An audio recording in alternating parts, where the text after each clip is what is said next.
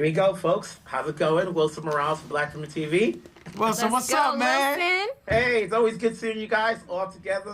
One family right here. Dominique, you've had this role for a long time. What's it like now that everybody's going to get to see you as Riri? It is such a sigh of relief. It has clearly been a long time coming, and it feels so good to finally get this out into the world. Anthony, obviously, we're starting to read about your character. I had to Google it up, like, who is this guy? Is he part of the world? You know, what led you to take on this role? I mean, you know, when you know, Ryan and Kevin, the whole team, Chinaka, when they all told me about what they envisioned for this character, I just got excited, man. I got excited by the possibilities. I got excited that the show is based in Chicago, and just like all that we could add in, you know, into the character, being that he's from Chicago, and yeah, man, I just saw just like a lot of possibilities to do some cool stuff with this guy, and we were able to, you know, get most of that in. How do you relate to Riri? Obviously, she's a college person. You as a college person, you know, were you as much into the technology world as she is? Oh boy, no, I was not. Not at all. I think playing Riri has definitely brought me a lot closer. But I'm lucky if I remember to leave the house with my phone. So Riri's definitely ahead of me in that sense. I think where we mainly relate is absolutely on the college tip. I think that's kind of my entryway into playing her for sure. An audience is coming into this, obviously, and they're getting to see this world, this new series. Do they have to go back and watch Black Panther Wakanda Forever to get an idea as to who your character is? Or do they need to read the comic books? I mean, they don't have to do either, to be honest. I think the show does a great job of giving you a fresh entryway into all that this story could be. I think if you do go back and watch Wakanda Forever, then it absolutely helps to kind of fill you with the momentum that all of us are coming into it with. I think you'll definitely feel that energy that Riri is literally crashing into this first episode with. But I think it's also nice that it's open and available and accessible for everyone in terms of content. And for you, Anthony, you know, whenever you play a character, especially in the Marvel world, fans know everything. You know, whether you go to Comic-Con, this con, or this con, they expect you to know everything. How much research did you do outside of what Ryan told you, what you read in the comic books, so you can feel, you know, this character, so when a stranger comes up to you, you know what they're talking about? Yeah, I mean, that was all I had was what they, you know, the team told me in the comic books. And I mean, yeah, you know, you got your you know, and my friends, you know, I got some friends that, like, they knew a lot. They like, yo, you know the Hood is in the Daredevil's world, and you know the Hood crosses over, and eventually the Hood gets all the Infinity Stones. Like, you know, they would, you know, I definitely had some good intel. But as far as the show's concerned, you know, these are two characters that you know, I had to. It was more about me relating to Dom, right, and sort of seeing, like, you know, in the scenes, like, what's going on between them, and you know, how to bridge that gap, you know, and then how to build him out, because, you know, the Hood in the comics, he's from New York, you know, so now, you know, we're in Chicago, is different, and just, you know, so it was good to, again, like, you know, like I said before, just to play with, you know, the fact that, you know, we have Chicago, and then there's a big Puerto Rican community in Humboldt Park in Chicago, and being able to use that, and just things like that. Just want to say congrats on the series. Congrats to you both. I always see you here and there. I'll see you again. We'll talk down the road. Yes, Take care. sir. Thanks, Wilson. Take Good to care. see you, bro. Wilson Morales from Black Film TV. Hello, folks. How's it going? Doing well. How are you? Hey. So, Chinaka, coming on board here, running the show, what did you want to do different from what we've seen from the other Marvel series and films that an audience will grab onto this? I wanted to start with the person first and the superhero next. So it really is a story of a black girl in uncommon situations, but I wanted to feel grounded, I wanted to feel real, and I wanted it to feel fun. And then, yeah, I wanted really to lean into the Chicago element, style, class, culture, really bring Chicago to the fore. Having said that, Anji, like you coming on board to direct these things, what was more important per episode? Is it more action sequences or more story related so that we get to know who these characters are? It's always story. No matter what you're shooting, it should always be story. I think we've all been to movies before that we go to, and it's amazing during the 2 hours, and then a week later you can't remember what the plot of the movie was. For me, it's always the story and who the characters are and what they're going through and all that, and that's how people have something to hold on to. And those are the movies and the TV shows we see that years later we remember that scene or remember that moment or remember that story so well. So no matter how many things you blow up, no matter how many CGI effects that you have in a show, it doesn't matter if you don't start with the story first. And shout out to Nak for giving us one of the coolest stories that I've ever had the opportunity to work on. Shout out to E for writing it. Ryan, you introduced this character. It's in the world of cinema. Does one need to watch Black Panther: Wakanda Forever to get to know who Riri is before we watch the series, or do we have to go to the comic books? I would say you don't have to do either. I think they did an incredible job of making something that works as a show on its own.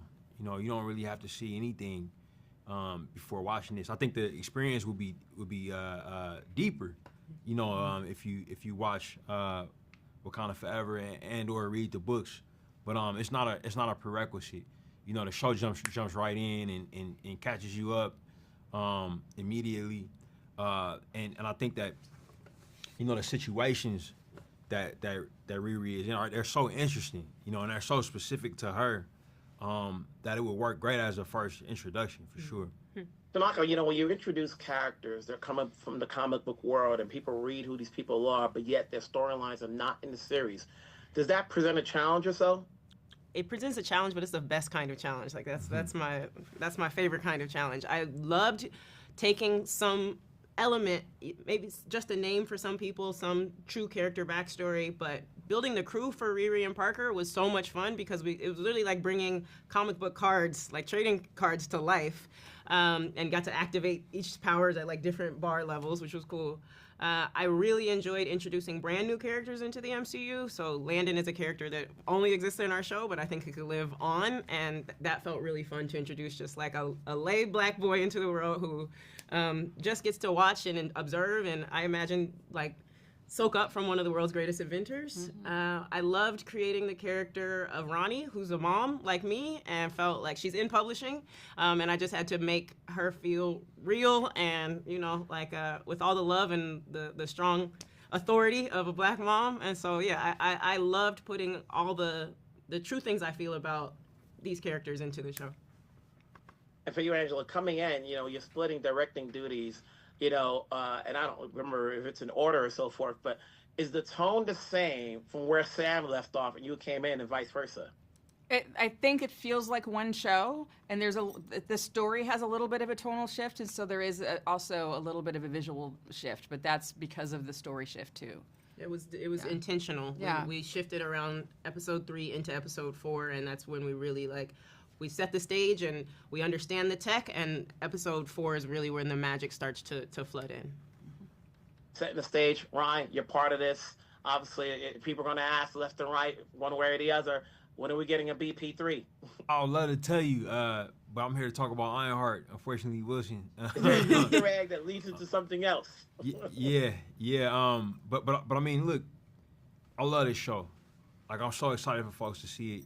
It's so much different from the Panther films, I think that this show is about young people, and about potential, and about what it means to be young and brilliant, but in a place where that can sometimes make you a target.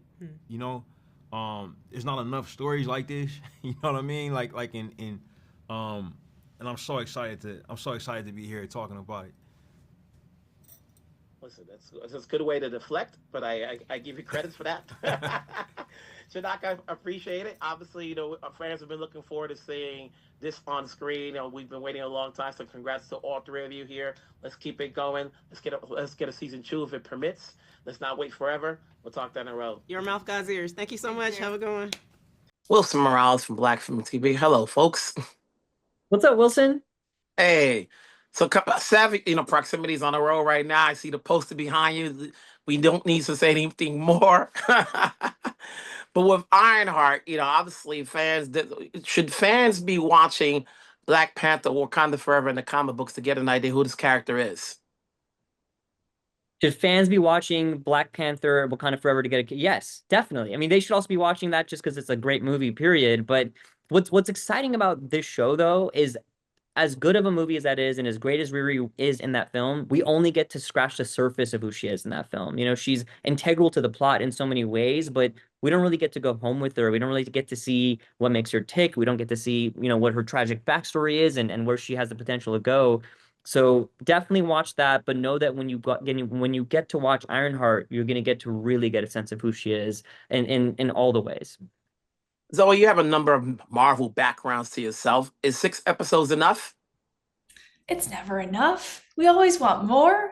But no, 6 episodes is a gift because often we're working in the format of 2 hours. So to get to work in the format of, 5+ hours, with all episodes combined is truly a gift to get to go home with these characters. You have scenes that would have been cut from the films, that exist, characters that wouldn't have made it into the films. So it is like packing in a bigger punch for these characters' introductions. When you bring in these characters, and obviously there are some characters that are coming from the comic books, but yet the storylines are not the same because we're reading it's like, oh, this is so and so. First thing we're all gonna do is go to Google, and it's to see like where's the correlation in there? Like, is this setting it up for something else? Is that a challenge if you don't go that route? Like if you stray from the comics, you mean? Yeah. It can be just because it's all a part of the viewer's experience, right? Whenever you watch something, you're bringing your baggage to it, whether that's because you have the background of these characters or you don't. And if you do, we can keep in mind that it might be an opportunity to surprise people, actually, if they think the comics, if we're going to follow the line of the comics. So it can be actually an opportunity, but certainly it offers its complexities. Seth, what went into coming in? Obviously, we have a female director, female showrunner. Obviously, there's a lot of females behind the scenes on this one. Not to say that it's a gimmick, but what went into bringing in this team?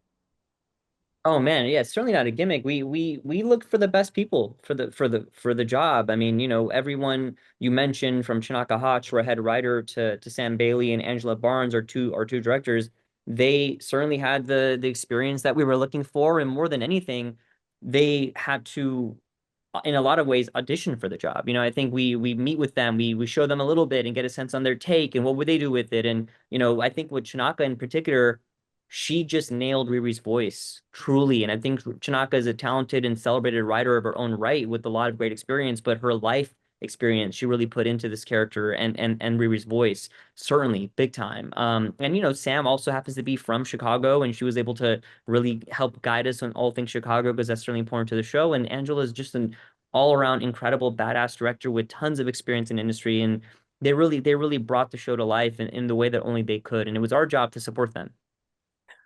So, with every time you see a Marvel, and obviously this has been in the making for some time, we're just getting it now.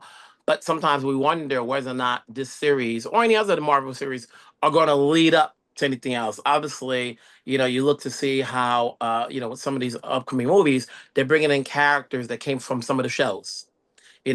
So do you guys thinking that in terms of like, okay, what do we do with these characters in case they want to be promoted up to the big screen?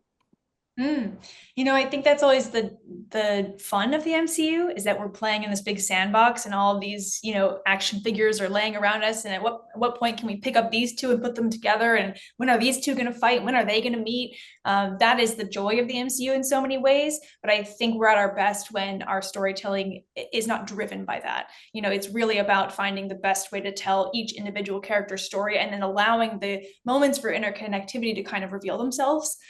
So I think, yes, the answer is we, of course, want to see Riri, on screen with these other characters and appear in other projects and vice versa, and others into hers. But the impetus for, the creative decision making is always going to be about what tells the best character story. Before I let you go, Sev, what's the next thing from Proximity?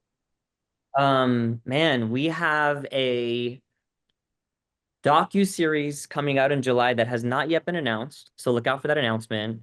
And then right after that, believe it or not, we have an incredible 4-part animated series with Marvel Studios called Eyes of Wakanda, which is going to blow your socks off. Looking forward to hearing about both of those. We'll talk down the road. It's good talking to you guys. Take care. Nice to meet you. Awesome.